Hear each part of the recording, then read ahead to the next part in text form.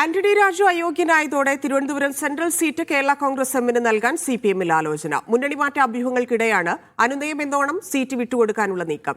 Thiruvananthapuram seat സംസ്ഥാന നേതൃത്വം ഔദ്യോഗികമായി ആവശ്യപ്പെടുമെന്ന് കേരള കോൺഗ്രസ് എം ജില്ലാ പ്രസിഡന്റ് മീഡിയ വണ്ണോട് പറഞ്ഞു.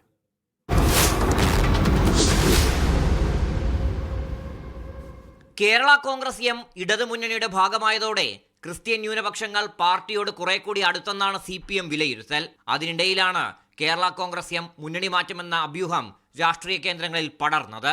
മൂന്നാം ഭരണം സ്വപ്നം കാണുന്ന സിപിഎമ്മിന് കേരള കോൺഗ്രസിന്റെ മുന്നണി മാറ്റം തിരിച്ചടിയാവുമെന്ന് കൃത്യമായ രാഷ്ട്രീയ ബോധ്യമുണ്ട്. ഇതിന്റെ ഭാഗമാണ് തിരുവനന്തപുരം സീറ്റ് കേരള കോൺഗ്രസിന് കൈമാറാനുള്ള ആലോചന. ആന്റണി രാജു അയോഗ്യനായതോടെ സീറ്റ് ഏറ്റെടുക്കാൻ സിപിഎം തീരുമാനിച്ചിരുന്നു. എന്നാൽ പുതിയ രാഷ്ട്രീയ സാഹചര്യത്തിൽ സീറ്റ് കേരള കോൺഗ്രസിന് നൽകി ഒരു മുഴ മുന്നേറിയുകയാണ് സിപിഎം. കേരള കോൺഗ്രസ് സംസ്ഥാന നേതൃത്വത്തെ ഇക്കാര്യം അനൌദ്യോഗികമായി അറിയിച്ചിട്ടുണ്ടെന്നാണ് സൂചന. തിരുവനന്തപുരം ജില്ലയിൽ സീറ്റ് പാർട്ടി ആവശ്യപ്പെടുന്നുണ്ട്. അത് സംസ്ഥാന നമ്മളെ ജില്ലാ കമ്മിറ്റിയുടെ പരിധിയിൽ വരുന്നതല്ല.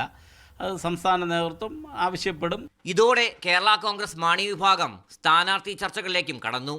പാർട്ടി ജില്ലാ പ്രസിഡന്റ് സഹായദാസിന്റെയും ജില്ലാ ജനറൽ സെക്രട്ടറി SS മനോജിന്റെയും പേരുകളാണ് സജീവ ചർച്ചയിലുള്ളത്. വ്യാപാരി വ്യവസായി ഏകോപന സമിതി സംസ്ഥാന പ്രസിഡന്റും NSS സഹയാത്രികനുമായ മനോജിന്റെ പേരിനാണ് മുൻതൂക്കം.